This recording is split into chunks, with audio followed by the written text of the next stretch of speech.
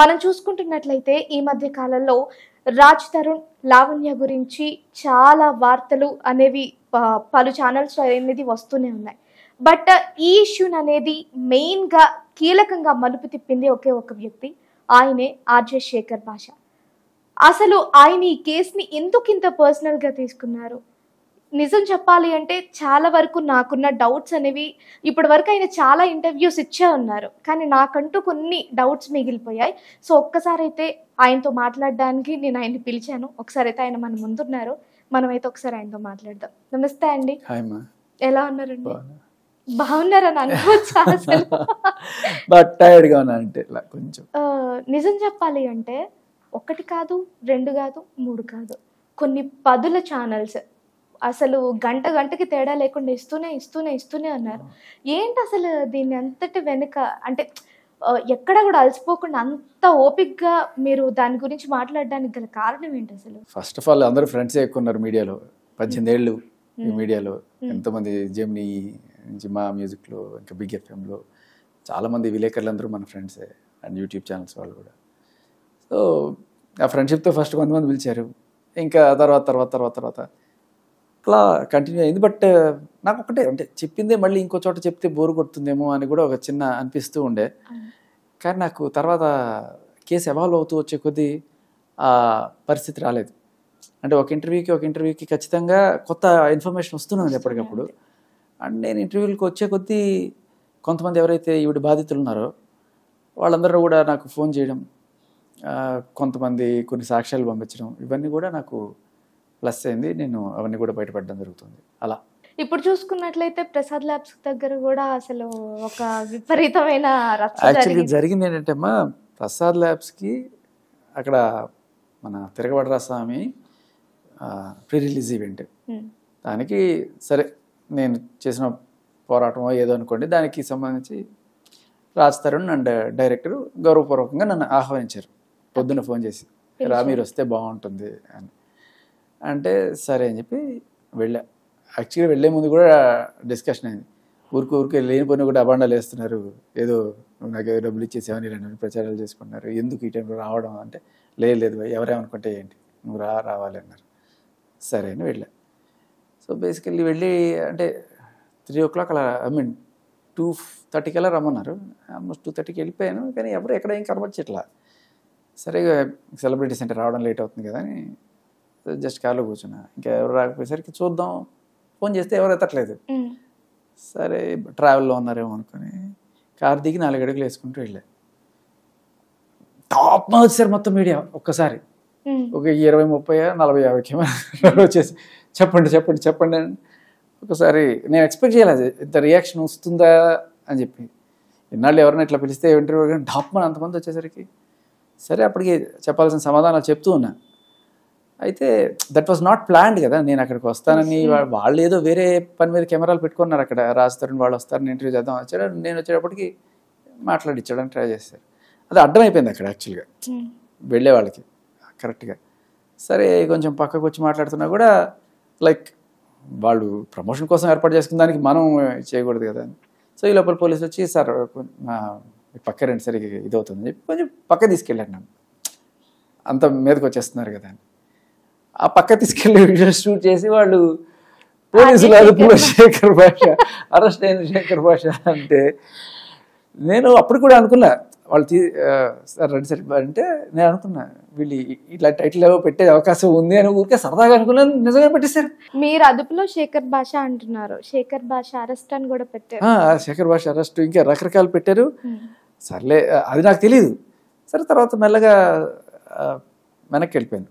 అక్కడ మళ్ళీ ఎందుకు న్యూసెన్స్ పాపం వాళ్ళ పని చేసుకుంటా అని చెప్పి కార్లో వెళ్ళిపోయి వెనక్కి వెళ్ళి అటు నుంచి లోపలికి వెళ్ళేటప్పటికి వీళ్ళందరూ లోపలికి వెళ్ళిపోయారు. మరి ఎవరికి తెలియకుండా ఎట్లా వెళ్ళారో తెలియలే.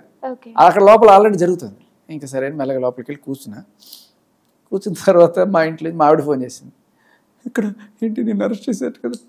ఆవిడ 8th month pregnant, full tension పడిపోతుంది పాపం. ఏడుపు పడపలు అంటే ఎక్కడికి పోలేదే, నేను ఇక్కడే ఉన్నాను, శుభ్రంగా ఉన్నాను చూడని చెప్పి వీడియో కాల్ చూపించి, మరేంటి అలా పెడుతున్నారు అది అంటే, అది వాళ్ళు తమ్నెల్స్ పెడతారు, తమ్నెల్స్ చూసి నువ్వు అట్లా షాక్ అవ్వకూడదు అది చెప్తే, సరే నువ్వు తొందరగా అర్జెంట్గా ఇంటికి రా అంటే, సరే వస్తాను అని చెప్పి తర్వాత నాకు ఎందుకో డౌట్ వచ్చింది, సరే ఈవిడ ఎలా రియాక్ట్ అయితే ఇంకా మా నాన్న పెద్దవాళ్ళు కదా, ఆయన టెన్షన్ పడితే వెంటనే నేను మా నాన్నకి ఫోన్ చేసి, నాన్న ఇది ఇట్లాంటివి వస్తున్నాయి, నువ్వేం టెన్షన్ పడకు, సరే వాళ్ళు ఏదో తమ్ముళ్ళు అలా పెడతారని చెప్తే సరే ఆయన తీసుకున్నారు. మా నాన్న మా అమ్మకి చెప్తారు అనుకున్నా, కానీ మా అమ్మకి ఎవరో ఫోన్ చేసేసారు. మా అమ్మ వీడియో కాల్ చేసి ఎక్కడో అంటే మళ్ళీ వీడియో కాల్ అని చేసి మనం సేఫ్గానే ఉన్నాను, నాకేం టెన్షన్ పడద్దు అని చెప్పుకుంటూ వచ్చి ఇంకా తర్వాత ఇంకా మెసేజ్ మీద message, sir we're worried about you, మీరు అరెస్ట్ చేశారా, అది లేదు లేదు లేదు అని చెప్పి ఒక్క తమ్మునేళ్ళు ఇంత పని చేసింది అనమాట. అది నిజం చెప్పాలి అంటే ఈ ఇష్యూలో నిజం చెప్పాలంటే నేను ఇందాక ఇంట్రోలో చెప్పినట్లు ఈ ఇష్యూలో మెయిన్ కీలక వ్యక్తిగా మారింది మీరు చూపించిన ఆధారాలు. అసలు ఇదంతా విషయం పక్కన పెట్టేస్తే అసలు రాజ్ తరుణ్ గారు ఇందాక ప్రెస్ మీట్లో కూడా మనం విన్న మాటలను బట్టి ఆయనకి మీరెవరో కూడా సరిగ్గా గుర్తులేరు, మీరే ఇంకా ఎక్స్ప్లెనేషన్ ఇచ్చుకుంటున్నారు మనం ఇలా కలిసాము అని. అంటే అసలు ఈ ఇష్యూకి ముందు అసలు మీరు రాజ్ తరుణ్ గారు ఎప్పుడు కలవలేదా? అసలు కలిసాం, అదే అంటున్నాను, అదే గుర్తు చేశాను రాజ్ తరుణ్. ఆయనకి అది కూడా గుర్తులేదు, పర్సనల్ గా కలవడం కానీ. అదే నేను అదే చెప్పాను, పర్సనల్ ఫ్రెండ్షిప్ ఎప్పుడూ లేదు. మామూలుగా ఎప్పుడైనా ఇంటర్వ్యూస్కి వచ్చినప్పుడు ఎఫ్ఎంలో సరదాగా మాట్లాడడం అలా చేయడం. తర్వాత అన్నిటికంటే ఈ వినాయక చవితి పండాలకి వచ్చి లాస్ట్ ఇయర్ బాగా డాన్స్ చేసి, సో జనరల్గా ఒక హీరో మనం పిలిస్తే రావడం అని మనకు ఒక మంచి వాల్యూ ఇచ్చినట్టే కదా, ఆ రెస్పెక్ట్ మనకు ఉంటుంది ఖచ్చితంగా. సో అలా మంచి ఫ్రెండ్, అలా ఫ్రెండ్ అంటే మీడియా ఫ్రెండ్ అనమాట.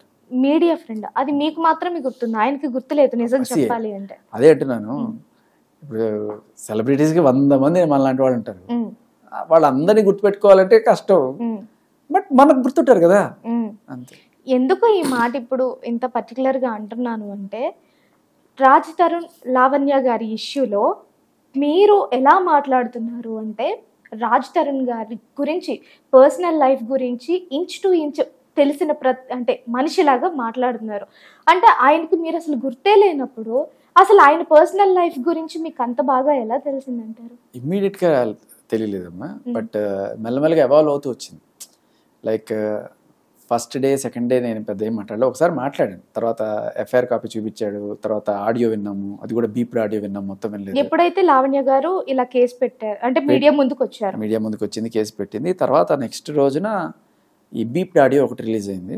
అంతకుముందు రాజ్ తరుణ్ వచ్చి ఈవిడ డ్రగ్స్ కనెక్షన్ గురించి, మస్తాన్ సాయితో ఉన్న రిలేషన్ గురించి కొన్ని అలా దూరం నుంచి అలా చూపించేసి వెళ్ళిపోయారు. సో అది జరిగింది. తర్వాత నేను బీప్డ్ ఆడియో విన్న తర్వాత ఆవిడ ఏంటి అనే ఒక క్లారిటీ వచ్చింది నాకు, ఎందుకంటే అలాంటి సేమ్ టు సేమ్ క్యారెక్టర్ నేను చూస్తున్నాను కాబట్టి లైఫ్లో. అది ఒక కొంచెం సైకాటిక్ డిజార్డర్ ఉన్నవాళ్ళు అలా బిహేవ్ చేసే ఇది ఉంటుంది. వాళ్ళకి ఏంటంటే జనరల్ విపరీతమైన స్వార్థం ఉంటుంది. నేను అనుకున్నదే, నేనే మనిషి, ఇంకెవరు మనిషి కాదు, నువ్వు చచ్చినా ఏమైపోయినా నాకు అవసరం లేదు. వాళ్ళకి గిల్ట్ కానీ అలాంటివి ఏమి ఉండవు, జాలి దయ అట్లాంటివి ఏమి ఉండవు అనమాట. నేను బతకాలి, దానికోసం నేను ఏమైనా చేస్తాను, నేనే బతకాలి అండ్ దానికి తోడు ఒక పైశాచిక ఆనందం, శాడిజం, ఇలాంటివన్నీ కూడా, ఇవన్నీ నేను చూశాను ఒక మనిషిలో. యాజ్ ఇట్ ఈస్ కరెక్ట్గా మ్యాచ్ అయిపోయింది అన్నమాట, ప్యాటర్న్ సేమ్ సైకాలజీ తోటి ఉంది. ఇది ఒక డిజార్డర్ అనుకున్నాను. But at the same time అది విన్నప్పుడు మనోడు బాధితుడురా అని ఖచ్చితంగా ఫిక్స్ అయిపోయాయి. ఎందుకంటే ఏవో సెలబ్రిటీస్ అంటే సంబంధాలు ఉండవు, బోల్డ్ మనతో తిరుగుతారు, ఈ అమ్మాయికి నిజంగానే అన్యాయం జరిగి ఉంటుంది, ఇలా రాస్తుంటారు కదా. సెలబ్రిటీ లైఫ్ చీకట్టుకోవడం ఎవరికి తెలియదు. ఎంత మీకు అక్కడ డౌట్ వచ్చింది. అండ్ ఆడియో బీప్ లేకుండా వినాలని చాలా ట్రై చేశాను. అంటే మనకి యూట్యూబ్లో జనరల్గా దొరుకుతుంది, వాట్సాప్ గ్రూప్స్లో అట్లా కొన్ని సర్క్యులేట్ అవుతుంటుంది. అలా బీప్ లేని ఆడియో దొరికిన తర్వాత నాకు బ్లడ్ బాయిల్ అయిపోయింది మామూలుగా. సర్రమని అమ్మని చాలా నీచంగా తిట్టింది అమ్మాయి. సో ఆ దెబ్బతో నాకు ఫస్ట్ ఆఫ్ ఆల్ ఇట్లాంటి మనుషులు సభ్య సమాజంలో ఉండడానికి కూడా అర్హత లేని మనుషులు అని చాలా చిర్రెత్తుకు వచ్చింది కోపం. సో అప్పటి వరకు వాళ్ళిద్దరి గురించి మీకు తెలియదు, ఆవిడ ఎప్పుడైతే మీడియా ముందు ఎవరు కూడా తెలియదు, ఆవిడ ఇప్పుడు ఎవరికి తెలియదు. అప్పుడు ఎప్పుడో వరలక్ష్మి కేసులో జరిగిందని చెప్పి అన్నారు, కానీ వరలక్ష్మి కేసులో కూడా A1 A2 A3 పెద్ద ముద్దాయిల పేర్లే వచ్చాయి, కానీ ఈవిడ ఎప్పుడు A11లోనూ అట్లా ఉంది, కానీ కాబట్టి పెద్ద తెలియలే. బట్ తర్వాత మీ గురించి చెప్తున్నా, మీకు కూడా పెద్దగా తెలియదు అసలు. వాళ్ళ గురించి మనకేం తెలియదు. రాజ్ తరుణ్ అంటే ఒక సెలబ్రిటీగా ఆయన సినిమాలు అవి తెలుసు తప్ప అసలు వాళ్ళ ఫాదర్ ఎవరు, వాళ్ళ మదర్ ఎవరు, ఆయన పూర్వపురాలు ఏమీ తెలియదు నాకు. అండ్ నేను సినిమా జర్నలిస్ట్ లాగా అంత ఎక్కువగా పూసుకొని కూడా పూసుకున్నాను. సినిమా చూసామా బాగుందా అంతే. ఆ బ్యానర్ ఏంటి అవి కూడా నేను మాట్లాడాను. జస్ట్ బాగుందంటే బాగుంది అంతే నా.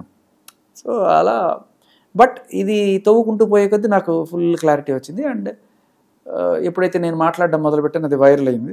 అది వైరల్ అయిన తర్వాత అందరూ పిలవడం మొదలెట్టారు. నేను చెప్పిన మాటల మీద నిలబడాలి కాబట్టి దానికి ఫ్యాక్ట్స్ అన్నీ కూడా కలెక్ట్ చేసుకోవడము. సో అవి దాని పనిలో పడ్డాను. నాకు ఇంతకుముందు నా కేసులో ఎలా అయితే ఒక రూట్ కనిపించిందో అదే రూట్లో వెళ్ళి నేను కొన్ని ఆధారాలు, ఎస్పెషల్లీ ఎఫ్ఐఆర్ కాపీలు, ఆవిడ రాసిచ్చిన కంప్లైంట్, ఇవన్నీ కూడా తీసుకురావడం, వాటిని చదివి వినిపించడం. చూడండి ఈవిడ already she in relation with Mastan, వాళ్ళకి ఏదో గొడవ అయింది, ఇదంతా కూడా ఈవిడే కలిసి ఉన్నాం 13 ఏళ్ళు అని చెప్తుంది, ఇదంతా అవుతుంది అన్నట్టుగా అక్కడ అది చూపించి ప్రూవ్ అయింది అని చెప్పాను. లేదు అది ఎలా ప్రూవ్ అవుతుంది అని చెప్పి వాళ్ళు వచ్చి ఏదో కౌంటర్ చేసుకున్నారు.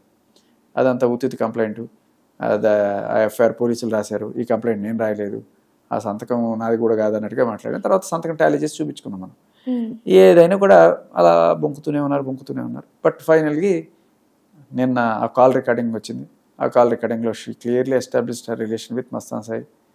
నా గుండె నీ దగ్గర, నీ గుండె నా దగ్గర, మన ఇద్దరం కలిసి అన్ని చేసుకున్నాం అన్నట్టుగా చాలా క్లియర్ కట్గా ఆడియోలో ఉంది. మీరు వినకపోతే ఇప్పుడు వినిపిస్తానండి. సో అది వచ్చేటప్పటికి చెక్మేట్ అనుకున్నాం. అప్పటికీ కూడా ఆవిడ వచ్చి ఇది మేము సరదాగా ఇలా మాట్లాడుకుంటామండి, ఇది ఫ్లర్టింగ్ అండి, ఇది సీరియస్గా తీసుకోకూడదు అంటే ఇంకా హెల్తీ ఫ్లర్టింగ్ అండి అంటే ఫ్లర్టింగ్ అనేది నాకు ఒకటే గుర్తొచ్చింది. పెళ్ళాం ఊరు వెళ్తే ఒక సినిమాలో సునీల్ ఉంటాడు, వాళ్ళ ఆవిడ ఊరు వెళ్ళినప్పుడు వేరే ఆవిడని తెచ్చుకుంటాడు. వాళ్ళ ఆవిడ వస్తే తిరిగి ఈయన ఆవిడతో బెడ్ మీద ఉంటాడు. ఉన్నప్పుడు ఏంటండి ఎవరున్నారంటే ఎవరున్నారే ఇక్కడ ఎవరు లేరు అంటే నమ్మేయాలి మనం. అంత దారుణంగా ఎదలను చేయడమా అని చెప్పి అనిపించింది నాకు. అండ్ మీడియా వాళ్ళు కూడా ఇంకా still they are asking questions. ఇంకా ఆవిడకి న్యాయం చేయాలని వెళ్తున్నట్ట. ఏం న్యాయం చేస్తారండి? ఇంకా ఏ న్యాయం మిగిలింది నేను చెప్తున్నా. అంటే లిటరలీ రుబాబా, రౌడీజమా, ఒక ఛానల్ మన చేతిలో ఉందని చెప్పి. It's not fair. వెళ్ళి తలుపులు బాతున్నట్ట, రౌడీజం లాగా ఉంది ఇది. ప్రెస్ మీట్ లో కూడా చెప్పారు కదా, నువ్వు నీకు కావాలనుకున్నావు కేసు వేసావు, తేలుతుంది. మీడియాకి వచ్చావు, మీడియాలో తేలింది, ఏమి జరగలేదు, ఇక రౌడీజం.